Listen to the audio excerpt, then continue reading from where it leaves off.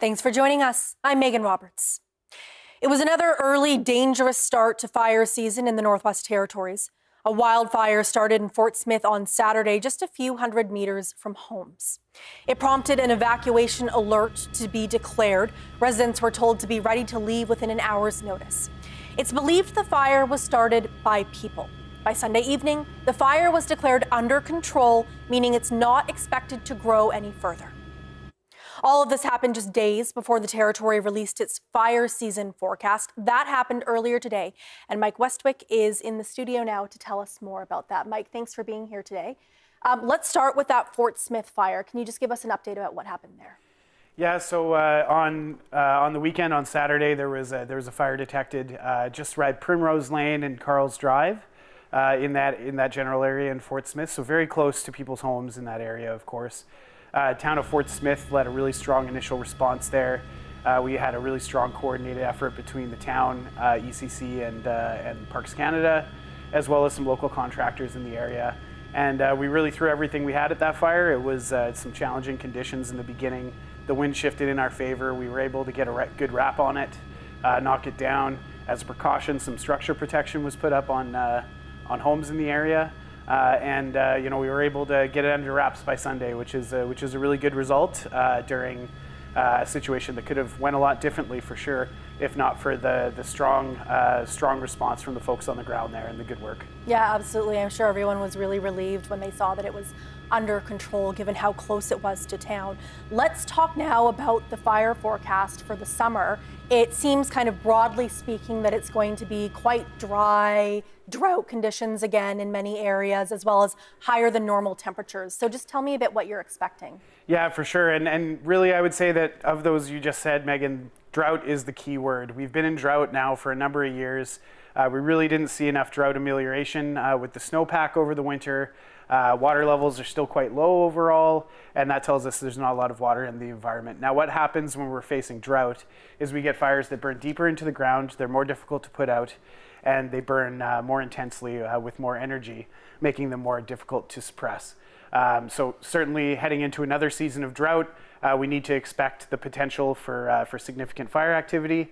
And certainly we're going to get lightning, and that's going to be natural starts there. And the key message that folks should be really taking away is that they need to do their part to prevent fire from getting on those drought-ridden landscapes for sure, because we really want to avoid suppression challenges we don't need to face. Let's talk about some of those landscapes in particular that are facing drought. What kinds of regions in the Northwest Territories are you most concerned about? Yeah, so certainly it's strongest in the Decho region, specifically the southern Decho region, so kind of stretching down towards Fort Liard and really stretching all the way up through the North Slave region and up into the southern Sawtooth region. The drought monitor is showing some pretty heavy drought throughout that area. So fairly widespread. We've seen some alleviation of the drought that we were seeing in the South Slave region in prior years. And the Beaufort Delta is not in drought currently right now either. So yeah, that's kind of where we're at in terms of drought. Okay, and let's talk about the crews. How have crews been preparing for this season? Yeah, certainly we've got boot camps underway across the territory or getting underway this week in the further north parts of the territory. We've had fire crews starting early. We've had crews ready to mobilize in the Decho region early to deal with overwinter fire activity in that border area. So the key message to take away is that folks are at the ready earlier. We've got aircraft that are ready to go. We've got helicopters on to take care of what we need to take care of here early in the season. And we've got our air tankers coming online soon throughout this week, just doing our final checks and practices and stuff like that. A key lesson, of course, since 2023 has been we need to expect earlier fire seasons. And we've taken that lesson to heart. We got our people and our equipment ready to go, ready to respond across the territory. Yeah, that was something you had said in the press conference earlier today, that we need to be in the state of readiness as opposed to kind of just reacting to fires. With that being said, too, what can people personally do to prepare for themselves and also their homes? Yeah, so I'd say, number one, we talked about it. Do everything you can to keep fire off the landscape that doesn't need to be there. Use your voice to encourage your friends and family to do the same. Really important step. The other thing to know is that you can take steps at home to get your house ready before fire season. Really the important area that we emphasize in Fire Smart is that 10-meter area around your house and the immediate structure. If you keep your roof clear, you keep your roof in good repair, if you keep your gutters cleared out, and you keep a fuel-free area 10 meters from your house, there's a really good chance that your house is actually going to even survive if wildfire does approach, even in absence of suppression action. And an important piece of that as well is that clearing that area gives defensible space for firefighters to work in if they're working to protect your property, whether that's putting up sprinklers or structural firefighters staying behind and defending a little bit there. It's never too early to get started on Fire Smart. It's a year-round activity, and there are tons of resources online to help you out. If you just search Fire Smart NWT, and certainly we're working, our team has a seasonal team, and we're crisscrossing the territory to get that message out there and teach folks about Fire Smart and to expand our Fire Smart network to other local governments across the territory. Okay, really good tips there. Thank you so much, Mike. Thanks for having me. That is Mike Westwick, the GNWT's manager for wildfire prevention and mitigation.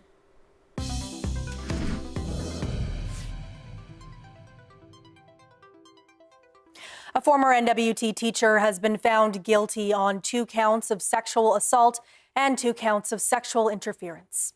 A jury delivered the verdict in Neil Barry's case Saturday evening. He was acquitted of a 3rd sexual assault charge. Barry taught in Tulita and Fort Simpson between 2007 and 2017. He was accused of sexually assaulting boys he coached in sports. Those boys were between 16 and 18 years old at the time. The verdict came after a trial that lasted several weeks. One person is in custody after an incident in Arctic Bay, Nunavut last week that triggered an emergency alert. The CBC's Emma Tranter has the story, but first a warning, it contains disturbing details. The whole incident lasted around 40 minutes, according to the RCMP. People in Arctic Bay were told to stay inside after reports of an active shooter in the high Arctic hamlet. That happened last Thursday evening. Dennis Lamb with the Nunavut RCMP told CBC a male discharged a firearm multiple times in the community, injuring 1 person. They were treated at the Arctic Bay Health Center for non-life-threatening injuries. No RCMP officers were injured, and a 24-year-old male was arrested without incident, according to the RCMP. They say a community member also voluntarily helped with the arrest and de-escalating the situation. The person in custody now faces 4 charges, including 2 counts of attempted murder and 2 counts of discharging a firearm with intent, with other charges pending. Emma Tranter, CBC News, Yellowknife. Nunavut teachers have narrowly avoided a strike that could have lasted until the end of the school year. The school board has reached an agreement with the union representing teachers after 30 months of negotiations. A 17-day strike was scheduled to start on Tuesday. One of the final sticking points was the length of time staff had to respond to requests for criminal background checks. The school board required staff to respond to the request within 10 days or risk being dismissed. The union said that could allow for arbitrary dismissals. The terms of the agreement have not been made public. In Dawson City, Yukon, there's less than a month left in the school year, but some students may find it difficult to get to class. That's because the community has no school bus drivers. Standard Bus Yukon is apologizing to the community and says it's committed to finding a solution. It is my top priority to make sure that kids go to school every day, that we provide them safe and reliable transportation, and that's all there is to it. This summer will mark my first full year here with Standard Bus in the Yukon, and it is our top priority to make sure that all the routes are filled on August 25th when school starts again, and that this does not happen again, or to mitigate it as best as possible. This isn't the first time the service has been paused for Robert Service School students this year. Lauren says they're doing what they can, including recruiting drivers from outside the territory and flying them up before students break for the summer. He says until a new driver is found, the school bus will remain parked at the Dawson City Airport. Lauren says he's committed to finding a solution to make sure bus services are back to normal in the fall. Within days of Yukon Premier Ranj Pilay's resignation, the Liberal Party set a convention date to pick a new leader, and a first contender has now entered the race. Virginie Ann has more. When Yukon Premier Ranj Pillay announced he's stepping down, the question became about who will succeed him. Earlier today, the former chief of the Kwandandun First Nation, Doris Bill, became the first candidate to publicly declare her intentions. With me stepping in the race, I think it's, people are telling me that it's rejuvenating the party. It's people are excited. It's different. It's what the party needs, and I'm grateful for that. If elected, Bill would make history not once but 3 times as the first Indigenous leader of the Yukon Liberals and the first Indigenous person to serve as the territory's premier, as well as the first premier born in the territory. Well, the historical significance on it is not lost on me. When I first was elected chief of Kwandandun, I got a ton of messages from young women, and I know what this would mean to them. And I heard it this morning here at the event that, a lot of people are saying it's about time. We're in 2025, we've never had an Indigenous premier. The Yukon Liberals and party members will choose the next leader on June 19th. This person will then serve as premier until the next general election, which must happen before November 3rd. Now, could a new leader mean an earlier election? A retired clerk of the Yukon Legislative Assembly says he doesn't see an advantage for that. I don't think a summer election is something that anybody would be interested in. This is part of the strategy that the Liberals are going to have to think through in terms of the timing of an election and all the things that they have to do in terms of getting their candidates in place, giving the new leader the chance to act like a first minister before you go into the election, right? So it's kind of like an audition for the position. The more you can act like a premier, then maybe that'll convince a few people that you can continue as premier after the election. Candidates for the leadership have until May 29th to enter the race. Virginie Ann, CBC News, Whitehorse. The Anglican Diocese of the Arctic has a new leader. Alexander Pryor of Yellowknife was chosen by his peers during a gathering in Edmonton this weekend. Pryor was previously the archdeacon of the diocese. 2 suffragan bishops were also selected, Reverend Anne Martha Kinenuk in Niqaluit and Reverend Jared David Osborne in Rankin Inlet. Both also put their names forward for bishop. The new bishops were sworn in on Sunday. In keeping with tradition, Pope Leo XIV held his first audience with media since being named the head of the Roman Catholic Church. The CBC's Megan Williams is in Vatican City with more on what the pontiff had to say. Well, after joking in English with the several thousand journalists gathered inside the Vatican City auditorium, Pope Leo XIV switched to Italian. His Italian is excellent. He spoke out against the imprisonment of journalists and of the importance of freedom of the press, freedom of speech. He also talked about war journalists. He thanked them for their dangerous work in covering the world's conflicts. He spoke about his concern for artificial intelligence and urged those of us present to approach it with responsibility in how we communicate. And he also spoke about loud voices, sort of ideologically driven voices, and the importance of journalists giving voice to what he called the weak who have no voice. So it was an interesting speech, certainly the most political speech of popes that in the last decades. After his talk, it came to light that he had a phone call today with President Zelensky of Ukraine.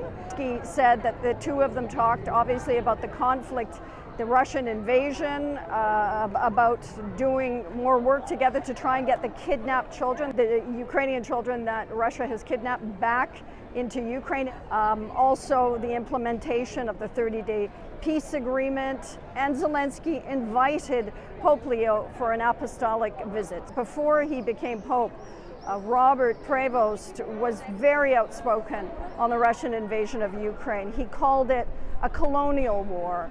and spoke about it in very frank language that Pope Francis never used. So it will be worth watching whether or not he continues to use that language as Pope.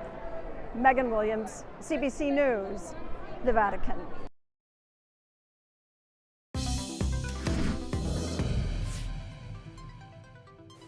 It was an exciting weekend for members of a whitehorse paddling group. The group launched its new canoe in celebration of its 25th anniversary. Paddlers Abreast is an organization made up of breast cancer survivors and supporters. The group didn't let less than ideal paddling weather dampen the excitement as the new canoe made it into the water. The new boat is smaller and lighter than the group's existing canoe, which will once again take racers down the grueling 715-kilometer route of the Yukon River Quest. Organizers say this is the first time the group has ever owned a new boat. They say it'll be used in future river quests with smaller crews and help Paddlers Abreast expand its recreational paddling program. With record pollen counts across North America, seasonal allergies are hitting harder than ever. Joanna Wagstaff explains how climate change is turbocharging allergy seasons and what you can do about it. Sorry to be the one to tell you, but if you have seasonal allergies, they're about to get worse. Hang on though, there is an explanation and a few ways to take the edge off. If you have seasonal allergies, you know pollen is enemy number one. Right now, pollen counts across North America are coming in way higher than normal. From Vancouver to Atlanta, the people out there counting pollen grains on trees and grasses, they're saying they've never seen levels like this. For millions of sufferers, this means itchy eyes, nonstop sneezing, but for others, it can lead to serious health issues, especially those with asthma.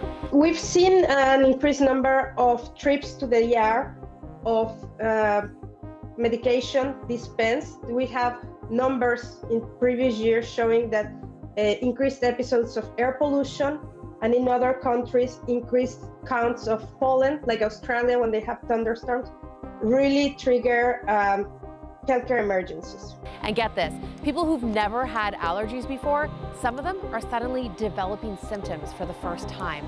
That's me. So what's going on here? It turns out it's not just the heat. The other big player, carbon dioxide.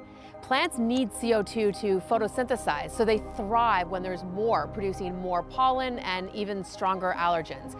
And the big reason for more heat and more CO2, you guessed it, climate change.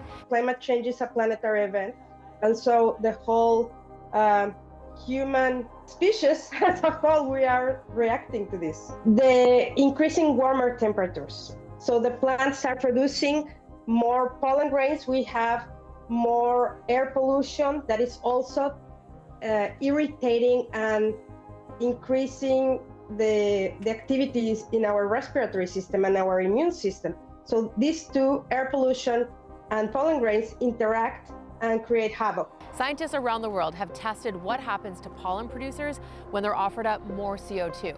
Time and time again, the results show significant increases in pollen production.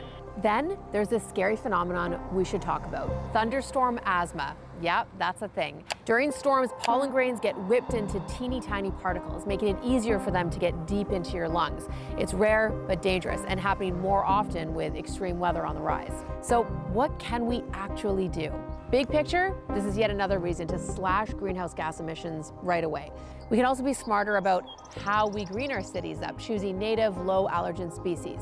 And some countries like Finland are starting to model and forecast in a more detailed and valuable way, like the weather. Other countries will likely follow suit. On a personal level, this might be a good year to take your allergies seriously.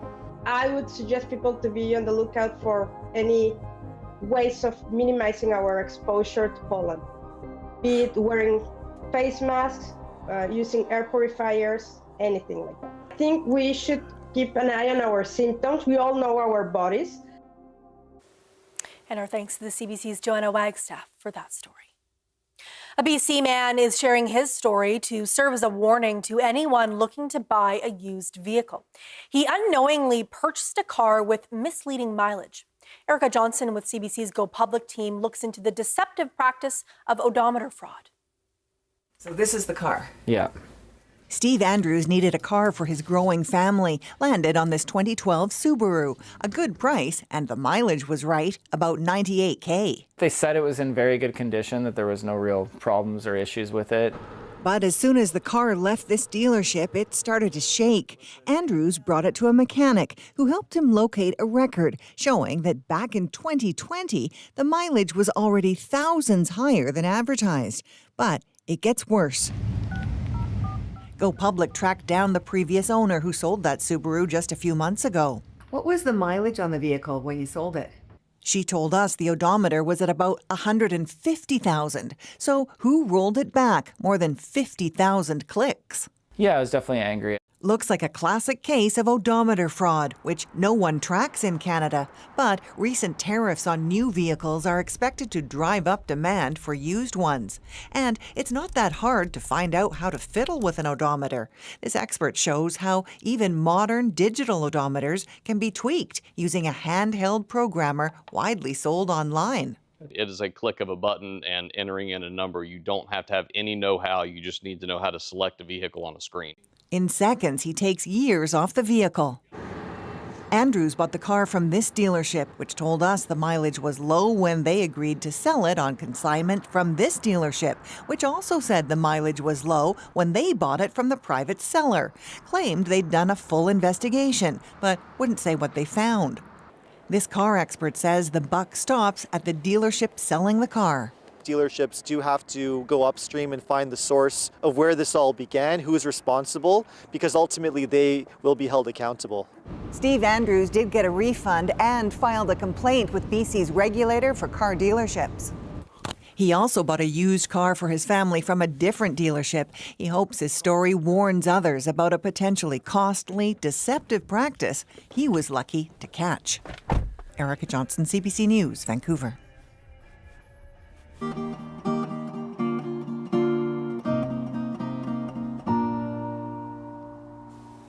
There's a $1 million art collection in the North. The works live in the NWT's Legislative Assembly, and fans of the Group of Seven are likely familiar with them. Jocelyn Chappelle has more on the history behind the paintings. Why did some of the most well-known painters in the early and mid-1900s make so many trips to the North? This art hanging in the muskox room of the NWT's legislature has some hints. The pieces are all by A.Y. Jackson, a member of the Group of Seven. Jackson and the rest of the group had a mission to paint every province and territory in Canada. This was a change, and brought the North to people unfamiliar with the territory and presented it in a new way. Daryl Chocolate is an NWT artist. His own artwork now hangs just down the hall from Jackson's. I do a lot of acrylic, but I do oil painting as well. He says seeing the collection when he was younger helped inspire him to become an artist himself. He says he paints what he calls northern beauty, and says he sees that in Jackson's pieces as well. Landscapes, especially the fall scenery when all the tundra leaves start to turn red and orange. It's really, it brings a sense of warmth, even though autumn, you feel that cool, brisk temperatures. But for me, as an artist, when I see fall time, I see the beautiful colors of the North. John Gagan is an associate curator for the McMichael Canadian Art Collection. He says the pieces from the NWT show a different side of Jackson's work, one he is not as well known for. Jackson was often invited to mines in Yellowknife and the surrounding areas. The collection has 8 full canvas pieces and 2 oil sketches. They were in Ottawa for many years. It wasn't until 1967 that they slowly started returning to the North. By the time the legislature opened in 1993, the collection had made its way back to the territory. Jocelyn Chappelle at CBC News, Yellowknife. A summit on throat singing is taking place this week in Iqaluit. 20 professional throat singers from Nunavut and Nunavik will be attending. They'll be discussing the history and culture of throat singing. The summit is being organized by the Qagyavut Society. The organization's executive director says some throat songs are going extinct. It was brought up to our attention that there needs to be a meeting sooner than later so that we can learn more about the throat songs from different regions, and especially Qiapa, where it's a slightly different throat song, but it is also a throat song. So so we can teach others and learn about the history and stories behind it. The summit will be held from Wednesday to Sunday at the Sarnit Hotel. There will be a public performance on Saturday at 6:30 p.m.